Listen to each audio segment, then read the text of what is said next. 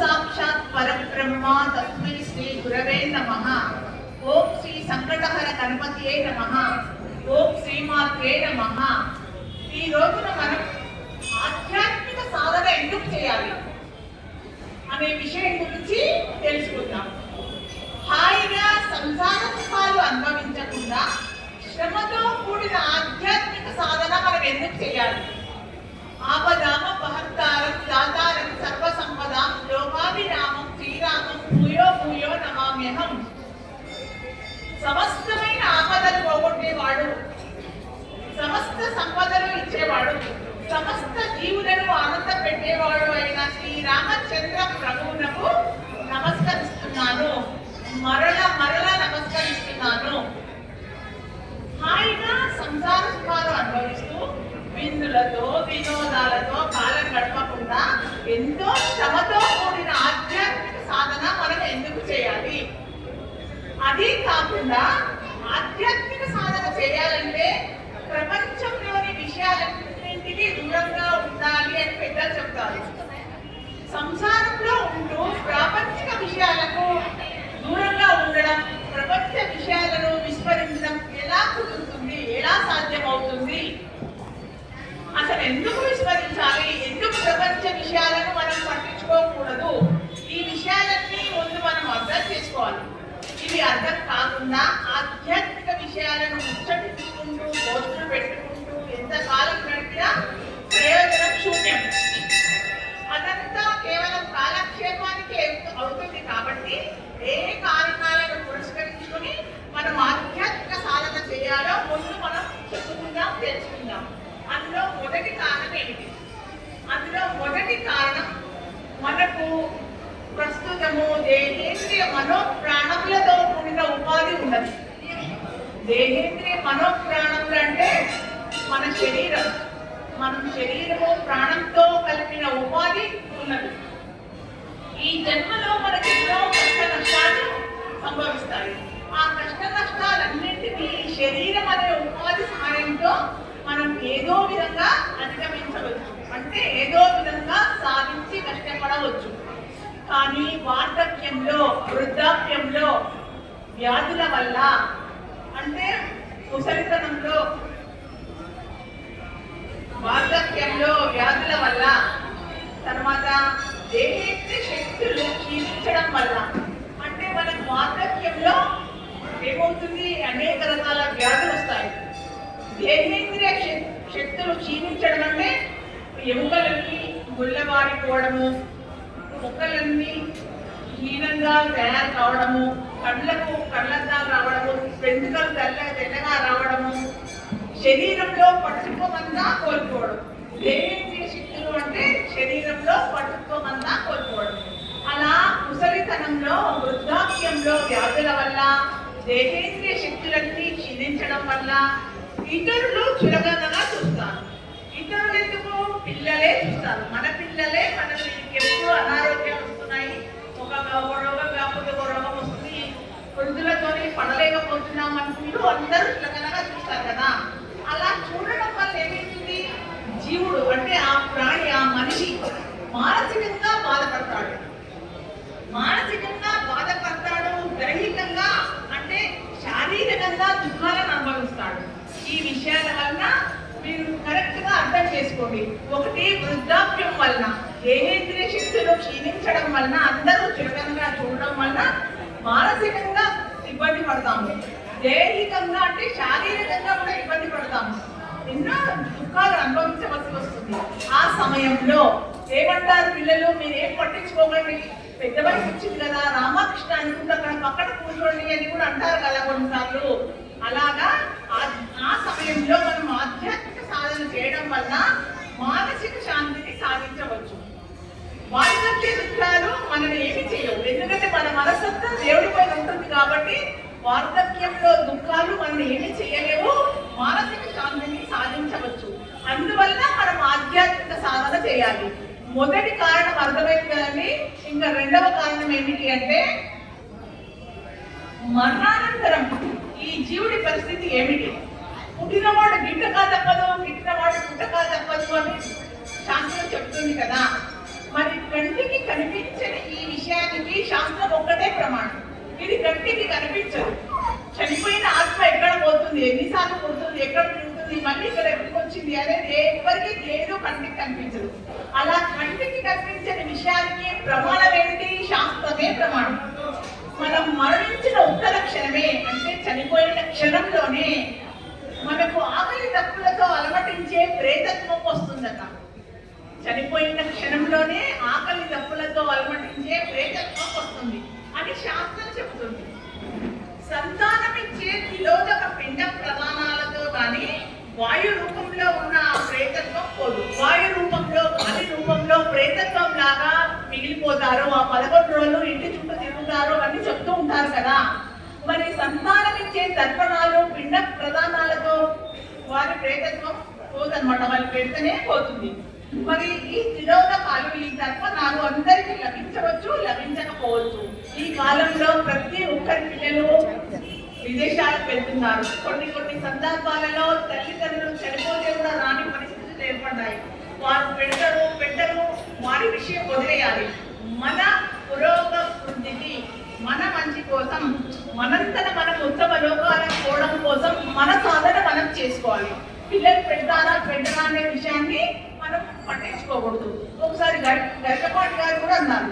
ఏమన్నారంటే, చనిపోయిన తర్వాత వారికి దహన సంస్కారాలు పిల్లలు చేయకపోయినా, మున్సిపల్ వాళ్ళు వచ్చి తీసుకుపోయినా పర్వాలేదు, మీరు బ్రతుకుండగా మంచి పనులు చేసుకోండి, అదే మీ వెంట వస్తుంది అని చెప్పారు. ఈ పరాధీనత, ఈ భయాలు పోవాలంటే ఆధ్యాత్మిక సాధన చేసి మనంతట మనం ఉత్తమ లోకాలకు పోవడము లేక ముక్తులవ్వడమో సాధించాలి. మరి ఆధ్యాత్మిక సాధన అంటే ఏంటి? ఆధ్యాత్మిక సాధన అంటే రోజు దేవుడిలో గంట కూర్చొని పూజ చేయడం ఒకటే కాదు. ఆధ్యాత్మిక సాధన అంటే పూజ, భక్తి, తర్వాత సజ్జనుల సాంగత్యం, సజ్జనులతో కలిసి ఉండడం, సద్గ్రంథాలను పఠించడం, పరోపకారం చేయడం, మానవత్వంతో ఉండడం, రోజు గుడికి వెళ్ళడం, నిరంతర నామస్మరణ అన్నింటికంటే ముఖ్యమైనది. ఒక నామాన్ని పట్టుకొని ఎట్టి పరిస్థితుల్లో కూడా ఆ మంత్రాన్ని మార్చకూడదు. ఒక మంత్రాన్ని పట్టుకున్న తర్వాత మళ్ళీ మంత్రాన్ని మార్చకుండా ఎటువంటి పరిస్థితులు వచ్చినా అదే మంత్రాన్ని నిరంతరం జపించడం అన్నింటికన్నా ముఖ్యమైనది. పరోపకారం చేయడం, ఈ విధంగా చేయడం వలన మనంతట మనం పిల్లల మీద ఆధారపడకుండా ఉత్తమ లోకాలకు పోతాం. తర్వాత ముక్తులవ్వడం అనేది సాధిస్తాం. లేకపోతే ఆ ప్రేతాత్మ ఆకలి దప్పులతో అలమటించిపోతుంది. మన కోసం మనం చేసుకోవాలి. దేహం లేని జీవుడు ఏమంటారంటే ప్రేత అంటారు. దేహం లేకపోయినా ప్రేతకు ఆకలి దప్పులు ఉంటాయి అని ఖచ్చితంగా శాస్త్రం చెబుతుంది. మరి వాల్మీకి రామాయణం ఉత్తరాఖండలో ఇలా చెప్పారు. నిమిషాపంతో ప్రేతత్వం పొందిన వశిష్ఠ మహర్షి బ్రహ్మదేవుడి దగ్గరికి వెళ్ళి ఇలా అన్నారట. వశిష్ఠ మహర్షి అంటే ఎవరంటే? వశిష్ఠ మహర్షి అంటే సప్త ఋషులలో ఒకడు. ఆయన బ్రహ్మర్షి బిరుదును పొందాడు. వశిష్ఠ మహర్షికి విశ్వామిత్రుడికి గొడవ జరిగినప్పుడు బ్రహ్మర్షి బిరుదును తాను కూడా పొందాలని వశిష్ఠ మహర్షితో పోరాడి విశ్వామిత్రుడు 2 సార్లు విఫలమై 3వసారి విశ్వామిత్రుడు కూడా బ్రహ్మర్షి అయ్యాడు. అటువంటి సప్త ఋషులలో ఒకడైన వశిష్ఠ మహర్షి బ్రహ్మర్షి అయిన అతడు ఈ దగ్గరికి ఒకసారి నిమి చక్రవర్తి వస్తాడు.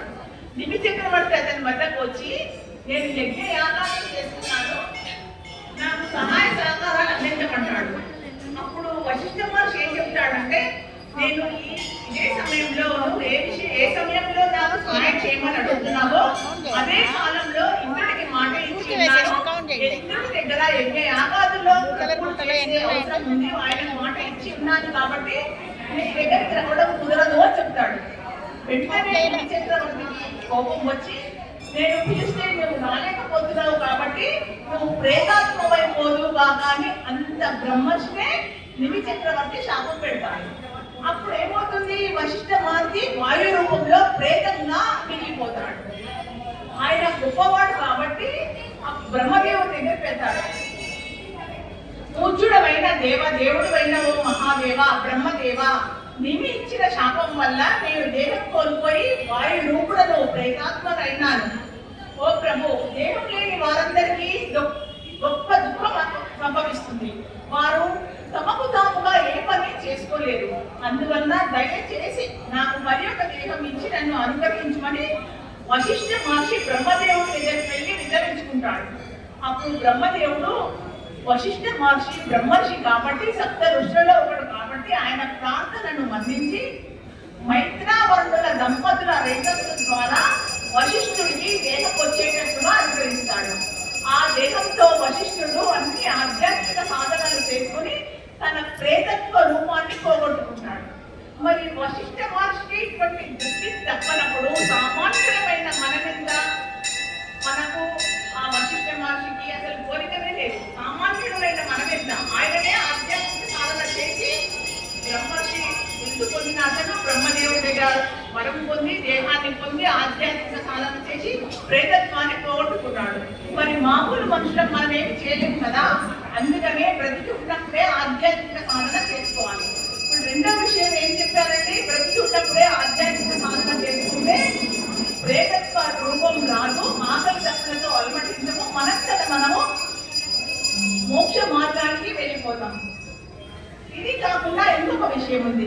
ఏమిటది అంటే ఆత్మహత్య చేసుకునేవారు ఎంతో మంది ఆత్మహత్య చేసుకుంటారు, హత్య చేస్తారు, ఒకరికొకరు హత్య చేసుకునేవారు, మానవంగా చేసుకుని హత్య చేసుకునేవారు, పాప కర్మలు చేసేవారు, ప్రమాదంలో పాలై దుర్మరణం పొందేవారు కూడా ఈ ప్రేతత్వం బాధగా బాధపడతారు అని శాస్త్రం ఘోషిస్తుంది.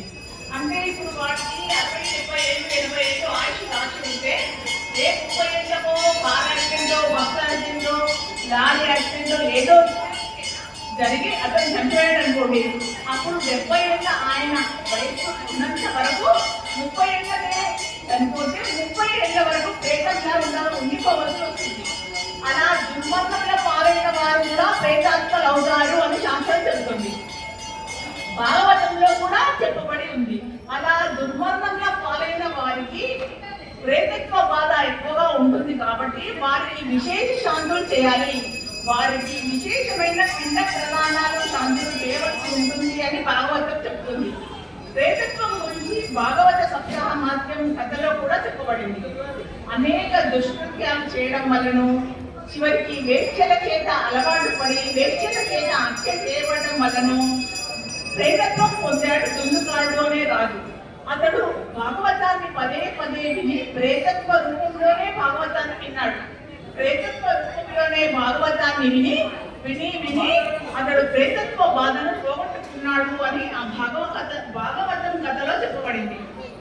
గురువులను మోసం చేయడము, గోహత్య చేయడము, ఆత్మహత్య చేసుకోవడం వంటి పాపాల వల్ల ఎన్నో జన్మలెత్తిన సప్త వ్యాధుల కథ కూడా భాగవత శ్రవణం ద్వారా వారికి విముక్తి కలిగింది అని చెప్పబడింది.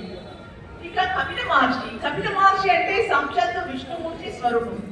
కపిల మహర్షి పాతాళంలోకి వెళ్ళి తపస్సు చేసుకుంటున్నాడు. ఆయనకు కొంచెం కోపం ఎక్కువ. అలా పాతాళంలోకి వెళ్ళి తపస్సు చేసుకుంటూ ఉంటే సగర కుమారులు 60,000 మంది గుర్రాల మీద బయలుదేరి పాతాళ లోకం వెళ్ళి కపిల మహర్షి తపస్సును భగ్నం చేశారు. అలా కపిల మహర్షి తపస్సును భగ్నం చేయడం వలన అతను కళ్ళు తెరిచి కోపంతో ఈ 60,000 మంది సగర కుమారులను శపించాడు, ప్రేతత్వమైపోతుగా అని. ఈ 60,000 మంది సగర కుమారులు 60,000 బూడిద కుప్పలుగా పడిపోయారు. మరి వారికి ఆ ప్రేతత్వాలుగా అయిపోయారు కదా 60,000 మంది, వారికి విముక్తి ఎట్లా? మరి వారి తరం వారు, మొదటి తరం వారు ఎంతో ప్రయత్నం చేశారు, కుదరలేదు. రెండవ తరం వారు ఎంతో ప్రయత్నం చేశారు వారికి ప్రేతత్వం పోవడానికి, అది కూడా సఫలం కాలేదు. ఇంకా మూడో తరం వాడైన భగీరథుడితో ఆ పని సక్సెస్ అయింది. ఆ మూడో తరం వాడైన భగీరథుడు దేవలోకం నుండి గంగను తెచ్చి ఆ గంగాదేవి ఈ 60,000 బూడిద కుప్పలపై నుంచి ప్రవహించినందుకు వారికి ప్రేతత్వ బాధ పోయి ముక్తి లభించింది. ఇది ఆధ్యాత్మిక సాధన వలన సాధ్యమవుతుంది. దీన్ని బట్టి దుఃఖభూయిష్టమైన ఈ ప్రేతత్వ బాధను పోగొట్టుకోవాలంటే ఈ ప్రేతత్వ విముక్తికి ఆధ్యాత్మిక సాధన ఎంతో అవసరమని తెలుస్తుంది కదా. ఇప్పుడు ఆధ్యాత్మిక సాధన ఎందుకు చేసుకోవాలంటే 3 కారణాలు చెప్పాను కానీ, ఒకటేమో వృద్ధాప్యము, దేహేంద్రియ శక్తులు క్షీణించడము. ఆ సమయంలో మనం ఆధ్యాత్మిక వైపు వెళ్తే మనకు మనశ్శాంతి దొరుకుతుంది, ఎవరేమన్నా పట్టించుకోము. రెండో కారణము ప్రేతత్వ బాధ పోవడానికి పిల్లలు పెడతారు పెట్టరు, మనం బ్రతుకుండగానే ఆధ్యాత్మిక సాధన చేయాలి. మూడవది అకాల మృత్యుహరణం సర్వ వ్యాధి నివారణం అని పూజారులు తీర్థం ఇస్తారు కదా, మరి ఎందుకు ఇస్తారు? అకాలంలో సడన్ గా మరణించకూడదు. ఆయుష్ పూర్తి కాకపోతే మరణిస్తే కూడా వాళ్ళు ప్రేతం లేకపోతారు. కొన్ని ప్రేతాలు కుటుంబాలను కూడా హింసిస్తాయి అని భాగవతంలో చెప్పబడింది. కాబట్టి వారికి శాంతులు చేయాలి. ఆ బాధను కూడా పోగొట్టుకోవడానికి ఆధ్యాత్మిక సాధన చేయాలి. ఆధ్యాత్మిక సాధన అంటే సజ్జనులతో కలిసి ఉండాలి, సద్గ్రంథాలను పఠించాలి, పరోపకారం చేయాలి, పూజలు చేయాలి, తీర్థయాత్రలు సేవించాలి, పూజలు చేయాలి, నిరంతర నామస్మరణ చేయాలి. నువ్వు 100 మందికి సహాయం చేయలేకపోవచ్చు, ఒకరికి సహాయం చేయగలవు కదా, ఆ విధంగా ఒకరికి సహాయం చేయాలి. ఆ విధంగా చేసి ఆ ప్రేతత్వ బాధను, ఆకలి దప్పుల బాధను పోగొట్టుకొని ముక్తిని పొందడానికి ప్రయత్నించాలి అనేది ఇందులోని సారాంశం. ఇప్పుడు శివయ్య నీవే దిక్కయ్యా అనేది ఒక 2 నిమిషాలు తెలుసుకుందాం. ఏమి చూసుకొని ఈ మిడిసి పాటు బండరాయిలా వేల వేల ఉలిదెబ్బలు తిన్నా పరమాత్ముడి రూపాన్ని పొందగలమా? దేవిని చూసుకొని ఈ గర్వము ప్రాణం పోయి నేల రాలిన ఆ పరమాత్ముడి పాదాలను చేరుకోగలమా? పారిదాత పుష్పములా ఎందుకు ఈ ఎగసి పాటు? బంధాలు బంధనాలు తెంపుకొని శివుడిని చుట్టుకోగలమా? మారేడు గలంలా ఈ సృష్టిలో ఉన్న ప్రతి ఒక్క వస్తువు ఆ పరమాత్ముడిదే, ఆయనదే. మరి భగవంతుడివి అయిన వాటిని భగవంతుడికే ఇస్తే భగవంతుడు ఎలా కరిగిపోతాడు? అందుకే మనకు ఇచ్చాడుగా భక్తి, ఆర్తి, కన్నీరు అనేది మనకి ఇచ్చాడు. అందుకే భక్తితో పరితపించి ఆర్తితో జనించే కన్నీటిని భగవంతుడికి, ఆ పరమాత్ముడికి సమర్పించి చూడు. అలా సమర్పించినప్పుడు ఆ దేవాది దేవుడు పరుగున నీ దరికి చేరి నీవు కోరినవన్నీ ఇస్తాడు. నాకు అది కావాలి, నాకు ఇది కావాలి అని నీవు నన్ను అడగకు. నీకు ఏది కావాలో నన్ను నిర్ణయించుకోని, అసలు నీకు ఏది అవసరం అనేది నీకంటే నాకే బాగా తెలుసు అంటున్నాడు పరమాత్ముడు. నీవు అడుగుచున్నది అల్పమైనది, నేను ఇచ్చేది చాలా విలువైనది, లాభదాయకమైనది అని చెబుతున్నాడు. ఒకవేళ నీ పూర్వజన్మ కర్మ వశాన నేను ఇచ్చిన దానికి నష్టం వాటిల్లితే దానిని పునర్నిర్మించే బాధ్యత కూడా నాదే అని చెబుతున్నాడు. కానీ నువ్వు నాపై విశ్వాసం ఉంచిన కారణంగా నీవు కోరుకున్నది ఇస్తాను. నీవు కోరుకున్నది ఇస్తే దానివల్ల జరిగే పరిణామాలను పూర్తిగా నీవే చూసుకోవాలి, నా ప్రమేయం లేదు అని చెప్తున్నాడు. నీవు కోరుకున్నది ఇవ్వాలా, విలువైనది లాభదాయకమైనది ఇవ్వాలా, నువ్వే నిర్ణయించుకొని చెప్పు అంటున్న శివయ్యతో, శివయ్య నీవే దిక్కయ్యా, నీవు ఏదిచ్చినా మాకు వరమే అని ప్రార్థించాలి.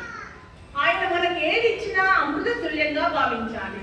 శివయ్య నీవే దిక్కయ్యా, నువ్వు ఏదిచ్చినా మాకు అమృత ప్రసాదమే అని ప్రార్థించాలి. జై శ్రీరామ్. హరి ఓం తత్సత్.